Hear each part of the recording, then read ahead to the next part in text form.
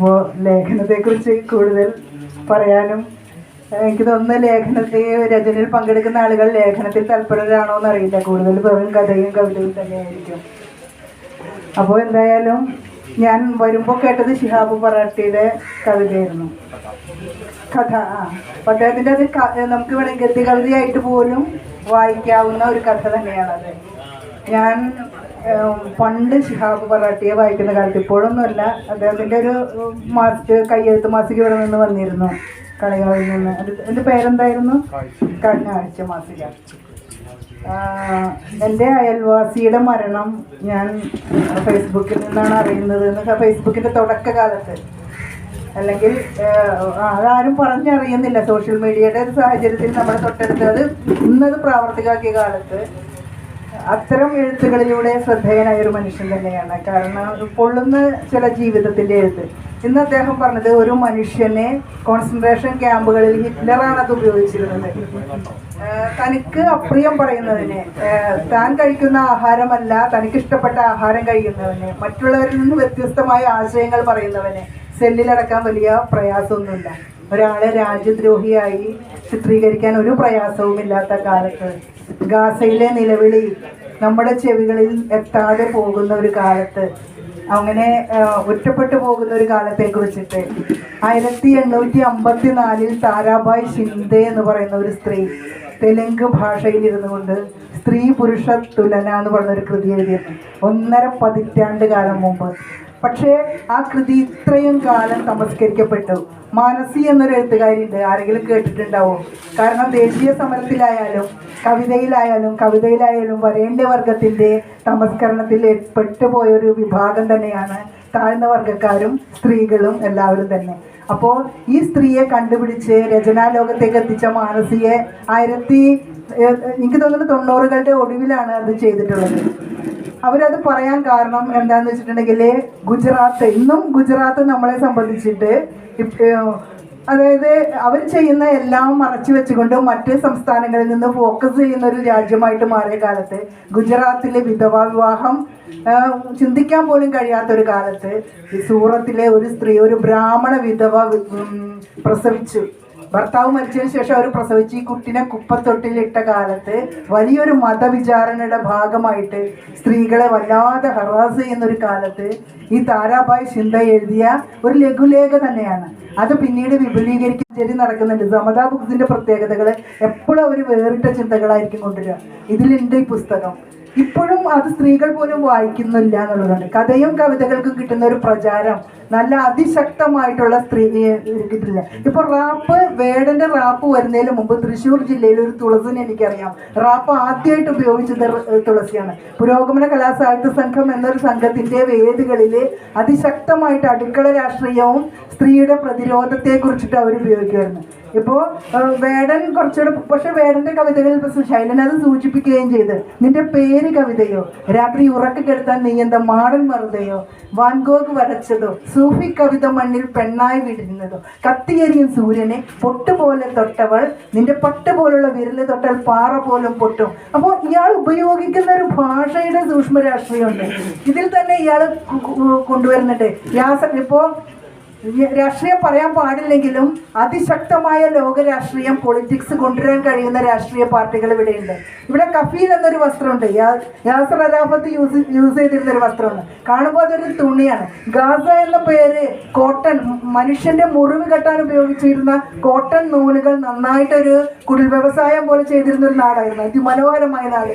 അവർ മറ്റുള്ളവരുടെ മുറിവുണക്കാൻ വേണ്ടിയിട്ട് തുണി നെയ്തിരുന്നു. പക്ഷെ ഇന്ന് ശവക്കച്ച പൊതിയാൻ വേണ്ടിയിട്ട് തുണികൾക്ക് വേണ്ടി യാചിക്കേണ്ട ഒരു ദുസ്ഥിതി ആ രാജ്യത്തിനുണ്ടായിരുന്നു. ആ പ്രതിരോധ രാഷ്ട്രീയം പറയാൻ ഇവിടെ ആളില്ലാതെ പോകുന്നു. അങ്ങനെ പലായനത്തിൻ്റെ, അല്ലെങ്കിൽ ഈ രാഷ്ട്രീയത്തെ വേടൻ കൊണ്ടുവന്നിട്ടുണ്ട്. എൻ്റെ കയ്യിൽ യാസർ അറാഫത്ത് പറയുന്നതാണ്, അതിനൂതനമായ ഒരു യന്ത്രത്തോക്ക് എൻ്റെ വലത് കൈയിലുണ്ടെങ്കിലും ഒപ്പം എൻ്റെ ഇടത് കൈയിൽ സമാധാനത്തിൻ്റെ ഒലിവ് ചില്ലകളുണ്ട്. ഞാനിതിനെക്കുറിച്ച് സംസാരിക്കുമ്പോൾ, എൻ്റെ യന്ത്രത്തോക്കുകൾ എൻ്റെ രാജ്യത്തിൻ്റെ ദൈന്യതയെക്കുറിച്ച് സംസാരിക്കുമ്പോൾ എനിക്ക് ചിലപ്പോൾ നിങ്ങൾക്ക് ഇഷ്ടമല്ലാത്ത ഭാഷ പ്രയോഗിക്കേണ്ടി വരും. അപ്പോഴും എൻ്റെ ഇടത് കൈയിലെ സമാധാനത്തിൻ്റെ ഒലിവിൻ്റെ ചില്ല വീഴാതെ നോക്കണേ. എൻ്റെ ഇടത് കൈയിലെ സമാധാനത്തിൻ്റെ ചില്ല നിങ്ങൾ വീഴാതെ നോക്കണേ. നമ്മളൊക്കെ ശരാശരി മനുഷ്യന്മാർ ജീവിത പ്രാരാബ്ധത്തിൻ്റെ ഭാഗമായിട്ട് നമ്മൾ പല തൊഴിലുകളും ചെയ്യുമ്പോഴും നമ്മുടെ മനസ്സിൽ സംസ്കരിക്കപ്പെടാതെ നമ്മുടെ ജീവഭാഷ, ശൈലനും മുക്താറൊക്കെ സൂചിപ്പിച്ചൊരു ഭാഷയുണ്ട്, അതിജീവനത്തിൻ്റെ ഭാഷ. ഞാനിവിടെ തോറ്റുപോയിട്ടില്ല എന്ന് പറയാൻ വേണ്ടിയിട്ട് ദർസ പർവീൺ എന്ന് പറഞ്ഞൊരു പെൺകുട്ടി ഇവിടെ ബീഹാറിൽ നിന്ന് വന്ന് താമസിച്ചു. അവളുടെ അച്ഛൻ ഇവിടെ അവൾക്ക് വിദ്യാഭ്യാസം കൊടുത്തു. അവൾ ആ ഭാഷയിൽ മുന്നേറി. ഇന്ന് അവളുടെ ടീച്ചർ അവൾക്കൊരു തയ്യൽ മെഷീൻ വാങ്ങിക്കൊടുത്തു. ഇന്ന് ആ കുട്ടി ഫാഷൻ ഡിസൈനിങ് ആണ് തിരഞ്ഞെടുത്തത്. പക്ഷേ മലയാളത്തിൽ കവിതകൾ എഴുതുന്നു, അവൾ മലയാളത്തിൽ ജോലി ചെയ്യുന്നു. അവരുടെ സ്കൂളിൽ തന്നെ അവർ ഒരു അതിഥി അധ്യാപികയായി അവളെ പോസ്റ്റ് ചെയ്തു. അവൾ കുട്ടികൾക്ക് കഥയും കവിതയും, അതായത് മലയാളികൾക്ക് ഭാഷ വേണ്ടാതെയായി. നമ്മൾക്ക് ഇവിടെ ഈ നാട്ടിൽ മാത്രമാണ് ഒന്നാം ഭാഷ മലയാളം പഠിക്കണമെന്ന് യാതൊരു നിർബന്ധവും ഇല്ലാത്തത്. ഭാഷയെ ഇങ്ങനെ ഭാഷ മരിക്കുന്നു എന്ന് നിലവിളിക്കുക ആദ്യം പ്രേരിപ്പിച്ച നമ്മളാണ്. നമ്മളൊക്കെ കൂടുതൽ ജീവിത സൗകര്യങ്ങൾ ഉണ്ടായി കഴിഞ്ഞാൽ നമ്മുടെ മക്കളെ നല്ല ഇംഗ്ലീഷ് മീഡിയം സ്കൂളുകളിൽ വിട്ടുകൊണ്ട്, അതായത് ഭാഷ പഠിച്ചില്ലെങ്കിലും ഏത് ഭാഷ എടുത്താലും, പക്ഷേ മലയാളം എന്നൊരു ഭാഷ നമ്മുടെ കയ്യിലുണ്ടെങ്കിൽ അത് അതിജീവനത്തിൻ്റെ ഭാഷയിലേക്ക് പോകും എന്ന് പറയാൻ നമുക്കിപ്പോൾ സാഹിത്യ ക്യാമ്പുകൾ മാത്രമേ ഉള്ളൂ. അവിടെ ഭാഷ മരിച്ചു എന്ന് അവർ നിലവിളിച്ചിട്ടുണ്ടെങ്കിൽ അതിൽ പറയേണ്ട കാര്യമില്ല. അങ്ങനെയെങ്കിലും പറഞ്ഞിട്ട് തന്നെ പോകാൻ പറ്റുള്ളൂ. അപ്പോൾ അതുകൊണ്ട് ശൈലൻ ഇവിടെ ചൊല്ലിയ കവിതയിലുണ്ട്, ഈ കവിത, ഈ ഭാഷ ഇവിടെ മരിച്ചാലും അത് മറുനാട്ടിൽ നിന്ന് ഇവിടെ വായു തേടി എത്തിയിട്ടുള്ള ആളുകൾ അത് ഏറ്റെടുക്കും. അപ്പോൾ ഒരിക്കലും മരിക്കുന്ന പ്രശ്നമില്ല എന്ന് പറഞ്ഞുകൊണ്ടാണ് അത് പോകുന്നത്. പിന്നെ ഈ കുട്ടിയുടെ കവിത ഞാൻ കേട്ടു. മറാഠി കാരണം അത്ര പ്രശസ്തനായ, കേരളത്തിൽ എനിക്ക് എപ്പോഴും അറിയാം ഏത് ജില്ലയിലും ആരാധകരുടെ ഒരു വ്യക്തിയാണ്. മുറ്റത്തെ മുല്ലക്ക് മണമില്ല എന്ന് പറഞ്ഞിട്ടുണ്ടെങ്കിൽ ആ പേര്, ആ മറാഠി എന്നുള്ള പേര് തന്നെ, കാരണം നമ്മുടെ ദേശീയ ഭക്ഷണമായിട്ട് പൊറോട്ട മാറിയിട്ടുണ്ടെങ്കിൽ നമ്മുടെ ദേശീയ കവിതയിൽ അടയാളപ്പെട്ട ഒരു പേര് തന്നെയായിട്ട് മറാഠി മാറിയിട്ടുണ്ട്. മറാഠിയുടെ കവിതകളിൽ കാണുന്ന ഒരു സൂക്ഷ്മ രാഷ്ട്രീയം, മനുഷ്യൻ്റെ ദൈന്യതകളെ, മനുഷ്യൻ്റെ ഇപ്പോൾ ഹരിദ്വാറിൽ മണി മുഴങ്ങുന്നു എന്നുള്ളൊരു കൃതി മുകുന്ദൻ എഴുതി കഴിഞ്ഞപ്പോൾ, അല്ലെങ്കിൽ ഡൽഹി എഴുതി കഴിഞ്ഞപ്പോൾ, ഈ മയക്കുമരുന്നിൻ്റെ ലോകത്തേക്ക് അനുവാചകരെ കൂട്ടിക്കൊണ്ടു പോകുന്നു എന്നുള്ളൊരു പഴി മുകുന്ദൻ കേട്ടിരുന്നു. ലഹരിക്കെതിരെ സംസാരിക്കുമ്പോഴും ജീവിതമാണ് ലഹരി എന്ന് പറഞ്ഞ് നമ്മൾ കൊണ്ടുവരുമ്പോഴും കൂടി കഥകളിലൂടെ സൂക്ഷ്മമായിട്ടുള്ള മനുഷ്യൻ്റെ എക്സിസ്റ്റൻസ്, അതായത് അസ്തിത്വവാദം, എൻ്റെ മനസ്സിൽ അവശേഷിക്കുന്ന രോദനം ഭാഷ മാധ്യമമായിട്ടുണ്ടെങ്കിൽ നമുക്ക് ഓരോരുത്തർക്കും നേരത്തെ പറഞ്ഞ നമുക്ക് ഫേസ്ബുക്ക് പേജുണ്ട്, എല്ലാം ഉണ്ട്. പക്ഷേ ഇവിടെ ഈ കുട്ടി അവതരിപ്പിച്ച പേരെന്തായിരുന്നു പറഞ്ഞത്? ഷഹനാസ് ബാനു എന്ന് പറഞ്ഞുള്ള പേരിൽ ഷഹനാസ് ബാനു ഇവിടെ പരിചയപ്പെടുത്തിയപ്പോൾ ഞാൻ ബൽക്കിസ് ബാനു എന്നാണ് കേൾക്കുന്നത്. കാരണം അതിജീവനത്തിൻ്റെ മുഖ്യ ആയുധമായിട്ട് നമുക്ക് ബൽക്കിസ് ബാനുവിനെ കൊണ്ടുവരാം. കാരണം ഒരു സ്ത്രീക്ക് കഴിയാത്ത രീതിയിലാണ് അവർ പോരാട്ടത്തിന് പോയത്. അവരുടെ വയറ്റിലുണ്ടായിരുന്ന ശിശുവിനെ, ഭ്രൂണരാഷ്ട്രീയം ഉണ്ടായിരുന്നു നമ്മുടെ ജീവിതത്തിലേക്ക്. കുന്തം, പശു, ഒരു ഇത്രയും നിഷ്കളങ്കമായ ഒരു ജീവിയെ പോലും ഒരു വലിയൊരു രാഷ്ട്രീയ ഐക്കണാക്കി കൊണ്ടുവരാൻ വേണ്ടിയിട്ട് ഹിന്ദുത്വകൾ ഇവിടെ പ്രവർത്തിച്ചപ്പോൾ പ്രതിരോധ രാഷ്ട്രീയത്തിൻ്റെ അവസാനത്തെ വാക്കും മുഴക്കിക്കൊണ്ട് എൻ്റെ ഇടത് കൈയിലെ ഒലിവിൻ്റെ ചില്ല താഴെ വീഴാതെ നോക്കണേ എന്നൊരു മൂകമായ അഭ്യർത്ഥന കൊണ്ടുവന്ന പേരാണ് ബൽക്കിസ് ബാനുവിൻ്റെ. ആ ഒടുക്കത്തെ ബാനു എന്നുള്ള പേരുണ്ടല്ലോ, മാമ്പറ്റ ബാനു, നമ്മൾ സിനിമയെ കണ്ടിട്ടുള്ള പോലെ ഒരു രേവതി പറയുന്ന ഒരു ഇതുണ്ടല്ലോ, ഞാൻ അപ്പൊ പറയുന്നല്ലോ മാമ്പറ്റ ബാനുവല്ല, ഇവിടെ പുലിപറ്റ ബാനു ആണെന്നൊരു ഡയലോഗ് ഉണ്ട്, ദേവാസുരത്തിലാണെന്ന് തോന്നുന്നു. എന്തോ ആവട്ടെ, ഭാനു എന്നുള്ള പേരിലൊരു വലിയൊരു കഴിവുണ്ട്. ഈ കുട്ടി കൊണ്ടുവന്ന വിരുദ്ധ ദ്വന്ദ്ങ്ങളെ, നമുക്ക് പ്രത്യക്ഷത്തിൽ വിരുദ്ധമാണെന്ന് തോന്നുന്ന രണ്ട് കാര്യങ്ങളെ കൂട്ടി യോജിപ്പിച്ചുകൊണ്ട് ഞാനിനി ഇപ്പം, അതായത് ഒരു വലിയ വേദിയിൽ ആ മാംസാഹാരം കഴിക്കില്ല എന്ന് പറയുന്നത് ഇപ്പോൾ വലിയ പ്രസ്റ്റീജ് ആയിട്ടിരിക്കുന്നു. പക്ഷേ ചില ആളുകൾ ജീവിത മാർഗം, അവർ ശീലിച്ച് വന്നൊരു ഭക്ഷണ സംസ്കാരത്തിൻ്റെ ഭാഗമായിട്ടാണ് അങ്ങനെ നിൽക്കുന്നത്. അല്ലാതെ ബീഫ് എനിക്ക് അത്ര മോശമായ സംഗതിയായിട്ടല്ല, അല്ലേ? നമ്മൾ കഴിഞ്ഞ ദിവസം വീട്ടിൽ ഞങ്ങൾ ചർച്ച ചെയ്തുള്ളൂ, ഏറ്റവും കൂടുതൽ ബീഫ് ഇവിടെ നിന്ന് കയറ്റി വിടുന്നത് ഇതിനെ എതിർത്ത് സംസാരിക്കുന്ന ആളുകളാണ്. അപ്പോൾ നമ്മൾ പാർട്ടിയും കാര്യമൊന്നും പറഞ്ഞിട്ടില്ല. അങ്ങനെ ഇവിടെ മുസല്ലം ഇരിക്കില്ല എന്ന് പറയുന്നുണ്ടല്ലോ. പിന്നെ ഇപ്പോൾ ആ കുട്ടിയുടെ കവിതയിലുണ്ടായിരുന്നു ഡ്രസ്സ് മാറാൻ വേണ്ടിയിട്ട് ഒരു ഇന്ന് പൊതുവെ സ്ത്രീകൾ എങ്ങനെയാണ് കാറ് വരാതെ അല്ലെങ്കിൽ ഒരു ഓട്ടോറിക്ഷയെങ്കിലും വരാതെ വീട്ടിൽ നിന്ന് പുറത്തിറങ്ങാൻ മടിക്കുന്ന ഒരു സ്ത്രീകൾ മറുഭാഗത്തുണ്ട്. അതേസമയം നമ്മൾ നേരത്തെ പറഞ്ഞ വേടൻ പറഞ്ഞ പോലെ കുപ്പത്തൊട്ടിയിലെ മാണിക്യത്തെ കണ്ടുപിടിച്ചവൾ, അത് മിന്നലിൽ നൂല് കോർത്ത് നെഞ്ചിലണിഞ്ഞവൾ, അങ്ങനെ പ്രതിരോധത്തിന്റെ ഭാഷ സംസാരിക്കുന്ന സമാന്തര സ്ത്രീകളുണ്ട്. അവർ പക്ഷെ മുഖ്യധാരയിൽ പ്രത്യക്ഷപ്പെടില്ല. അവർക്ക് വളരെ പരിമിതമായിട്ടുള്ള അവരുടെ കവിതകൾ, അവരുടെ സൂക്ഷ്മ രാഷ്ട്രീയം ഇന്ന് പറയുന്ന മുഖ്യധാര മാസികകൾ ഒരുപക്ഷെ സ്വീകരിച്ചില്ല എന്ന് വരാം. പക്ഷെ നമുക്ക് എൻ്റെ അനുഭവത്തിൽ ഞാൻ പറയുന്നത് എന്താണെന്ന് വെച്ചിട്ടുണ്ടെങ്കിൽ, എനിക്ക് ഗോഡ് ഫാദേഴ്സ് ഇല്ല. ഞാൻ ഒരു സമാന്തര മാസികകളുടെ കൂടെയോ ഒരു പ്രത്യേക വിങ്ങിൻ്റെ കൂടെ വന്നിട്ടില്ല. ഇന്നും എനിക്ക് എൻ്റെ നാട്ടിൽ ഇഷ്ടംപോലെ കാര്യങ്ങളുണ്ട്. പക്ഷെ ഞാൻ എൻ്റേതായ ചെറിയ വഴികളിലൂടെ നടന്നു വന്നപ്പോൾ ഞാൻ വിശ്വസിക്കുന്ന രാഷ്ട്രീയ പാർട്ടിയുടെ ഒരു സംഘടന എന്നെ പല തരത്തിൽ സമീപിച്ചിട്ടാണ് ഞാൻ അതിലൊരു അംഗത്വം എടുക്കുന്നത്. പല തവണ സമ്മർദ്ദം ഉണ്ടായതിനു ശേഷം മാത്രം. അപ്പോൾ എനിക്കിപ്പോഴും ധൈര്യമായിട്ട് പറയാം, എനിക്ക് ഗോഡ് ഫാദർമാരില്ല ഈ രീതിയിൽ. പക്ഷെ ഞാൻ പറയുന്നത് ചിലപ്പോൾ സ്വീകരിക്കാത്ത ആളുകളുണ്ടാവും. എനിക്കും 10-12 പുസ്തകങ്ങൾ പ്രസിദ്ധീകരിക്കാൻ കഴിഞ്ഞിട്ടുണ്ട്. 2008 എൻ്റെ ഒരു ഫസ്റ്റ് രചന വന്നു, അതാരും സ്വീകരിച്ചില്ല. 2010 മെലോഡ്രാമ എന്നൊരു കഥാസമാഹാരം വന്നു. ആ കഥാസമാഹാരം അവിടെ അങ്ങനെ കിടന്നു. പക്ഷേ 2020കളിൽ എനിക്കെതിരെ വലിയൊരു സൈബർ ആക്രമണം ഉണ്ടായി. ഞാനിപ്പോഴും നന്ദിയോടെ സ്മരിക്കുന്നു. എൻ്റെ സഹൃദയിലെ ബന്ധങ്ങളാണ് എനിക്കവിടെ തുണയായത്. ഫസ്റ്റ് എന്നെ ശ്രീജിത്ത് അരിയല്ലൂർ, നമുക്ക് ശ്രീജിത്ത് അരിയല്ലൂർ ശൈലൻ പറഞ്ഞ പോലെ തന്നെ സമാന്തര മാസികകളായിട്ടൊരു രീതിയിൽ പോരുന്നത്.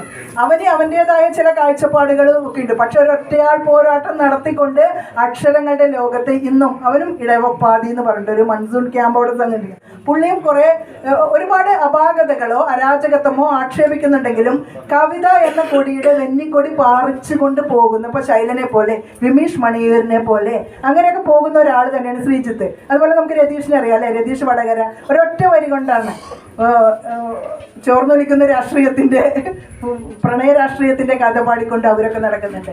അപ്പോൾ ഒരു കവി സ്വപ്നം എന്ന് പറഞ്ഞിട്ടുണ്ടെങ്കിൽ അയാളുടെ ജീവിതകാലത്ത് ലോകം ഏറ്റുപാടുന്ന ഒരു 2 വരി എൻ്റേതായിട്ട്, ഇപ്പോൾ വെളിച്ചം ദുഃഖമാണ് നീ തമസല്ലോ സുഖപ്രദം എന്ന് പറഞ്ഞു പോയ പോലെ ഒരു 2 വരി, അത് നമ്മുടെ ഡ്രീമാണ് അങ്ങനെ ആളുകൾ ഏറ്റെടുക്കുന്നത്. പക്ഷെ വേടൻ കൊച്ചു പ്രായത്തിൽ തന്നെ അത് നേടി എന്നുള്ളതാണ്. അതിന് വേറെ സോഴ്സുകളുണ്ട്. അപ്പോൾ എപ്പോഴും നമ്മൾ വിചാരിക്കേണ്ടത്, പണ്ട് മാർട്ടിൻ ലൂതർ കിങ് എനിക്കൊരു സ്വപ്നമുണ്ട് എന്ന് പറഞ്ഞ് പ്രസംഗിച്ചിട്ടുണ്ട്. കറുത്ത വർഗ്ഗക്കാർക്ക് ഇങ്ങനെ ഒരു ഉയർച്ച ഉണ്ടാവുമെന്ന് അന്ന് ഡ്രീം ചെയ്യാൻ കഴിഞ്ഞില്ല. അദ്ദേഹം പറഞ്ഞതാണ്, if you can fly you must run, if you can run then you walk, if you can't walk then crawl, but whatever you do you should do you can aim only going forward. ഭാഷ മരിച്ചാലും നമ്മൾ മരിച്ചാലും നമുക്ക് ജീവിതത്തിൽ മറ്റുള്ളവരോട് പറയുന്ന അന്തസ്സുള്ള ജോലി ഇല്ലെങ്കിലും അന്തസ്സുള്ള കയറി കിടക്കാൻ ഒരു വീടില്ലെങ്കിലും നമ്മൾ വാടകയ്ക്ക് താമസിച്ചുകൊണ്ട് നമ്മൾ തൊഴിൽ ചെയ്തുകൊണ്ട് നമ്മുടെ ബാക്കി കിട്ടുന്ന 8 മണിക്കൂർ ജോലി കഴിഞ്ഞ് 8 മണിക്കൂർ വിശ്രമത്തിൽ നിന്ന് കവർന്നെടുക്കുന്ന ഈ സമയത്ത് 2 മണിക്കൂർ മിച്ചം വരുന്ന നേരത്ത് കൊണ്ട് ഞാനിത് അതിജീവനത്തിൻ്റെ രാഷ്ട്രീയം പറയുന്നത് പറയുന്നത് നമ്മുടെ സോഷ്യൽ മീഡിയയുടെ ത്രെഡ് ആയാലും ഇൻസ്റ്റ ആയാലും FB ആയാലും ഉപയോഗിച്ചുകൊണ്ട് നമ്മൾ വളർന്നത് ഏതെങ്കിലും ഒരു മനുഷ്യൻ എവിടെയെങ്കിലും ഇരുന്ന് കാണും. ഞാൻ നേരത്തെ പറഞ്ഞത് എനിക്ക് വല്ലാത്ത സൈബർ അറ്റാക്ക് വന്ന സമയത്ത് ശൈലൻ എന്നെ വിളിച്ചു. ശൈലൻ എന്നോട് പറഞ്ഞൊരു കാര്യമുണ്ട്, ശൈലൻ എന്നോടല്ല പലരോടും പറഞ്ഞൊരു കാര്യമാണ്. എനിക്ക് മെലോഡ്രാമ വായിച്ചുകൊണ്ട് ടീച്ചറുടെ വാക്കുകളിൽ എനിക്ക് വിശ്വാസമുണ്ട്. ഞാനൊരൊറ്റയാൾ പോരാട്ടത്തിലായിരുന്നു, വനിതാ കമ്മീഷന് കൊടുത്തു. ഞാൻ ആ ആളുടെ പേര് പോലും ഞാനിപ്പോൾ ഓർക്കുന്നില്ല. പക്ഷെ ആ മനുഷ്യനോട് തീരാത്തൊരു നന്ദിയുണ്ട് എനിക്ക്. ഒരാളും അറിയാതെ കിടന്നിരുന്ന എന്നെ അത്രമാത്രം പ്രസിദ്ധനാക്കി തന്നു. കാരണം കോട്ടയത്ത് നിന്നായിരുന്നു. ഇപ്പോൾ ശൈലൻ ഉത്കണ്ഠപ്പെട്ടു. വരേണ്യ ഭാഷ പറയുന്ന, അക്ഷരഭാഷ പറയുന്ന കോട്ടയത്തെ ഗ്രൂപ്പുകളിൽ നിന്നാണ്. സെബാസ്റ്റ്യൻ വലിയകാല കോട്ടയത്തായതുകൊണ്ട് അദ്ദേഹം എനിക്ക് വിവരം തരികയുണ്ടായത്. അപ്പം നമ്മളൊട്ടും വിഷമിക്കേണ്ട കാര്യമില്ല. നമ്മുടെ സാഹിത്യത്തിൽ പൂവിരിച്ച പാതകളില്ല, അതിജീവനത്തിൻ്റെ മാർഗങ്ങളേ ഉള്ളൂ. നമ്മളെ കളിയാക്കും. ശൈലൻ ഇതുപോലെ മീം എന്ന് പറഞ്ഞ ഒരു കവിത നടന്നു. കാരണം കാരണം അവരൊരു അജണ്ട അതാണ്, അവർക്ക് സ്ത്രീകളെ അങ്ങനെ പെട്ടെന്ന്, പക്ഷെ അവർ കവിതകളോട് ചേർന്ന് നിൽക്കുന്നു. അങ്ങനെ വലിയ വിമർശനം അതിനകത്ത് വന്നു. അപ്പോൾ ശൈലൻ അതിൽ കൊടുത്തൊരു കവിതയാണ് അങ്ങനെ അതിനകത്ത് അറിവാണ് അറിവ് എന്നുള്ളത്. സത്യത്തിൽ എനിക്കത് ഇപ്പോഴും മനസ്സിൽ ഞാൻ ആ വരി ഇപ്പോഴും ഓർക്കുന്നത്. അറിവാണ് അറിവ് എന്ന് പറയുന്നത് 4 വരി എന്തെടുത്താലും നമ്മുടെ ജീവിതത്തിൽ നിന്ന് തിരിച്ചറിയുന്ന ചില അറിവുകളുണ്ട്. ഇന്നും ഇപ്പം ജിജി ടോണിയെ കുറിച്ച് ആളുകൾ കളിയാക്കുന്നുണ്ടെങ്കിലും അതിൽ അയാളൊരു പ്രത്യേക സൂക്ഷ്മ രാഷ്ട്രീയ അയാൾ അതിൽ കൊണ്ടുവന്നിട്ടുണ്ട്. കാരണം കവിത എഴുതുന്ന ഒരാൾക്ക് എങ്ങനെയും ഈ സ്ഥാനത്തെത്തിക്കഴിഞ്ഞാൽ എന്തു എഴുതാന്നുള്ളൊരു കൂടി ഉണ്ട് അതിനകത്ത്. അപ്പോൾ നമുക്ക് നമ്മുടെ ഭാഷയിൽ നമുക്ക് വിശ്വാസം ഉണ്ടാവുക.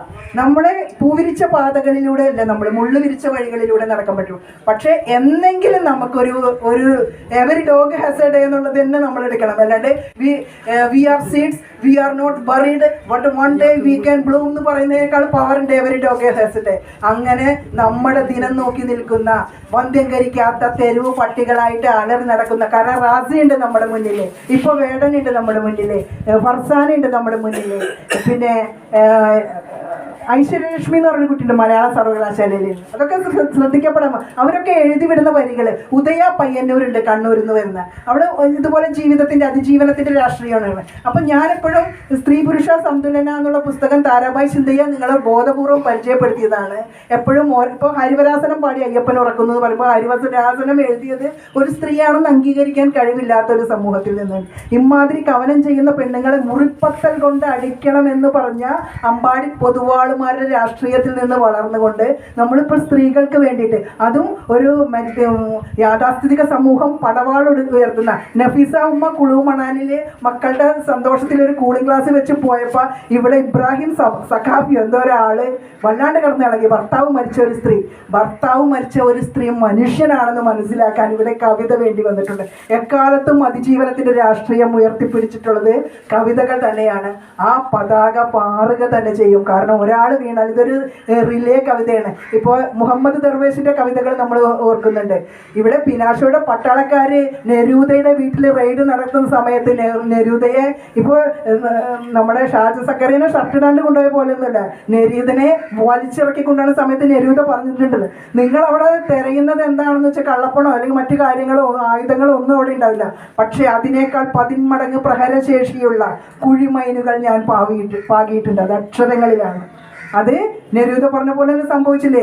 നമ്മൾ ഏത് സമരവേദിയിലും നെരൂദയുടെ കവിതകളാണ് ഇന്ന് എഴുതി വെക്കുന്നത്. ഏത് വേദിയിലും ക്യാമ്പസുകളിലൊക്കെ ചെന്ന് കഴിഞ്ഞാലും കെവിൻ കാർട്ടറിന്റെ ഒരു ഫോട്ടോഗ്രാഫറില്ലേ, വിശന്ന് പൊരിഞ്ഞ് മരിക്കാറായിരിക്കുന്ന കുട്ടിയുടെ നേക്ക് കഴുകൻ വരുന്ന നേരത്ത് അയാളുടെ കലയുടെ രാഷ്ട്രീയമാണ് ഉയർത്തിപ്പിടിച്ചത്. പക്ഷേ വിമർശന രാഷ്ട്രീയത്തിന്റെ മുന്നിൽ മുട്ടുമടക്കി അയാൾ ജീവൻ ഒടുക്കുകയാണ് ചെയ്തിട്ടുള്ളത്. അപ്പോൾ കവികൾ ഷിപ്രായ്സ് ആയിരിക്കാം, നമ്മുടെ കല പക്ഷെ മരിക്കില്ല. ഏതോ വളകിലിക്കം കേട്ട് അലഞ്ഞ കവിയെ കുറിച്ചിട്ട് ശൈലൻ ഇവിടെ അതിമനോഹരമായിട്ട് പ്രസന്റ് ചെയ്തിട്ടുണ്ട്. കാരണം ഏറെ തെറ്റിദ്ധരിക്കപ്പെട്ട, പക്ഷെ അവരുടെ മക്കളുടെ അഭിമുഖമൊക്കെ വരുമ്പോൾ നമ്മൾ കേട്ടതോ വായിച്ചതോ അല്ല, കവികൾക്ക് എപ്പോഴും നമ്മൾ ചാർത്തി കൊടുക്കുന്ന ചില ബിരുദങ്ങളുണ്ട്. അപ്പോൾ അതൊക്കെ സ്വീകരിക്കാൻ തയ്യാറായിട്ട് വേണം ഈ രംഗത്തേക്ക് ഇറങ്ങാൻ. ചിലപ്പോൾ കല്ലേറുണ്ടാവും, കുരിശേറുണ്ടാവും, പക്ഷെ 3-ാം നാൾ ഒരു ഉയിർപ്പ് ഇതാണ്. അത് നമുക്ക് ആശാൻ പറഞ്ഞു വെച്ചിട്ടുണ്ട്. എന്താണ്? സുടതാരകളുണ്ട് കൂരിരുട്ടിലും, ദ്വീപുകളുണ്ട് സിന്ധുവിൽ, ഇടതീർപ്പൊതിനേതു ഹേതു വന്നടിയാം ഏതു മഹാവിപത്തിലും. ഈ കൊടിയുടെ പതാക, ഈ സ്നേഹപതാക നമ്മുടെ മനസ്സിലുണ്ടെങ്കിൽ ഈ പാത നിങ്ങൾക്ക് സുഗമമായിരിക്കും. ശൈലം പറഞ്ഞ പോലെ ഈ വിഷയത്തിൽ പറയാൻ നിന്നാൽ ഇതൊരു പരന്ന കടലാണ്. നമ്മൾ പലരെയും പരാമർശിച്ചിട്ടില്ല. ഇപ്പോൾ അൽത്താഫ് 16 എന്ന് പറഞ്ഞൊരു കവിയുണ്ട്. എഴുതുന്ന എല്ലാ മത്സരത്തിലും അവന് സമ്മാനം കിട്ടുന്നുണ്ട്. എനിക്ക് തോന്നുന്നത് മാതൃഭൂമിയുടെ വിഷുപ്പതിപ്പിലും കിട്ടുന്നുണ്ട്. പക്ഷെ ഇതുപോലുള്ള മുഖ്യധാരാ വേദികളിലേക്ക് പലരും അങ്ങനത്തെ കുട്ടികളെ തിരഞ്ഞെടുത്ത് ഒരു ഫോൺ കോൾ മതി, അവരൊക്കെ പാഞ്ഞെത്തും. കാരണം അങ്ങനെ പാഞ്ഞെത്തുന്നവരുടെ നിരയാണ് ഈ ശൈലനും ശ്രീജിത്ത് അരിയില്ലവരൊക്കെ. അവരൊക്കെ അണഞ്ഞേനി കണക്കില്ല. രതീഷൊക്കെ ഏത് സ്ഥലത്തും പോകും. ഇപ്പോൾ അവരൊക്കെ അവരുടെ പുസ്തകങ്ങളുടെ വിൽപ്പന കൂടി അതിനകത്തുണ്ട്. ശൈലൻ വേറിട്ടൊരു രീതിയിൽ നിന്ന് മറ്റ് മാർഗങ്ങളിലൊക്കെ. അപ്പോൾ ഇതൊക്കെ നമുക്ക് മുൻഗാമികളായിട്ട് വഴിയുള്ളതാണ്. എപ്പോഴായാലും ഇതിനോട് ചേർന്ന് നിൽക്കുക, ഇതിന് സമയം കണ്ടെത്തുന്ന അതൊരു ഇൻവെസ്റ്റ്മെൻ്റ് ആണ്. അത് കലയോടുള്ളൊരു ദൗത്യമാണ്. നമ്മുടെ ഭാഷ മരിക്കില്ല. മറ്റു മലയാളികളെ ഏറ്റെടുത്ത് കൊണ്ട് നടക്കും നമുക്ക് ആവശ്യമില്ലെങ്കിലും. പക്ഷേ നമ്മളെല്ലാ ഭാഷയും പഠിക്കണം. ഇംഗ്ലീഷിൽ എഴുതണം, അറബിയിൽ എഴുതണം. ഒരു ഭാഷ സ്വായത്തമാക്കിയാൽ അതിലൊരു 4 വരി എഴുതാൻ കഴിഞ്ഞാൽ മാത്രമാണ് അതിൻ്റെ ഒരു അപ്ലിക്കേഷൻ എന്നുള്ള നിലയിലെത്തുള്ളൂ. എല്ലാവർക്കും അഭിവാദ്യങ്ങൾ. എല്ലാവർക്കും ഭയങ്കര സന്തോഷം എനിക്ക് കണ്ടതിൽ. എഴുത്തിൻ്റെ പാതയിലേക്ക് കടന്നു വരുന്ന എല്ലാവർക്കും ഒരിക്കൽ കൂടി. നമ്മൾ ചെയ്യുന്ന തൊഴിലിപ്പോൾ സ്റ്റിച്ചിങ് ആണല്ലോ ചെയ്യുന്നത് അല്ലേ? പക്ഷേ ആ സ്റ്റിച്ചിങ് സർഗാത്മകമായിട്ടുള്ള ആൾക്കാർ ഒക്കെ പറഞ്ഞിട്ടുള്ളൊരു കാര്യമാണ്. അത് പെർഫെക്ഷൻ്റെ ഒരു രീതിയാണ്. ഏത് മാധ്യമമാവട്ടെ. കേക്ക് എൻ്റെ കുഞ്ഞുവാവർക്ക് ഇപ്പോൾ ബർത്ത്ഡേ ആണ്. അപ്പോൾ അതിന് കേക്ക് ഡിസൈൻ ചെയ്യുന്ന പയ്യൻ അത് വരച്ചിങ്ങനെ എഴുതുന്ന ബേക്കറിൽ. അപ്പോൾ അവൻ 9ാം ക്ലാസ്സിൽ പഠിത്തം നിർത്തിപ്പോയതാണ്.